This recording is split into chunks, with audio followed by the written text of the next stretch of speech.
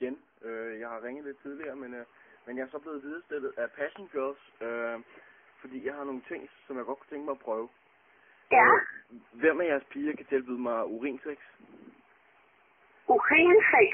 Ja, altså ikke hvor jeg tisser på hende, men jeg tisser op i hende. Det er der ikke rigtig nogen af vores piger, der gør. Nå, har I så eventuelt nogle mænd, man kan prøve? Altså... Nej, altså vi har kun piger hernede, det er pæne piger, vi har. Nå, ja. Selv på blide former, ikke så urin eller dominans.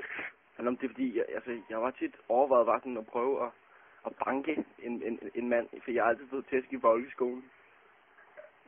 Okay, altså hvis jeg var dig, så ville jeg nok gå ned på en eller anden bar så, og være lidt provokerende. Det ville nok få mere ud af.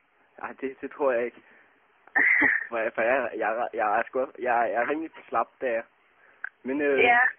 Altså, du lyder da også som en sød pige. Altså, vi tilbyder ikke tæsk eller dominans eller urin. Det er pæne piger, de har hernede, og de tilbyder bløde former, ikke noget af det andet. Nå, okay, men hvad render du så rundt og laver? Hvad siger du? Hvad render du rundt og laver? Jeg er telefonpige. Nå, okay, ja. Jamen altså, kan man så muligvis købe dig? Nej, der er ikke mulighed for at købe mig. Der er biler på arbejde hernede. Jamen altså, du er bare... Altså, du lyder sød, det gør du altså. Tak skal du have. Ja. Jeg ved ikke, om der er nogle andre spørgsmål, der er sammen pigerne. Jo, jeg har lige et enkelt. Ja. Sperm i øjet? Nej. Det er pæne piger. Nå, ja. Jamen altså, de kan godt være pæne, selvom de har en klat i hovedet. Ja, det er ikke særlig rart at få en spermklat lige i øjet. Nå, ja.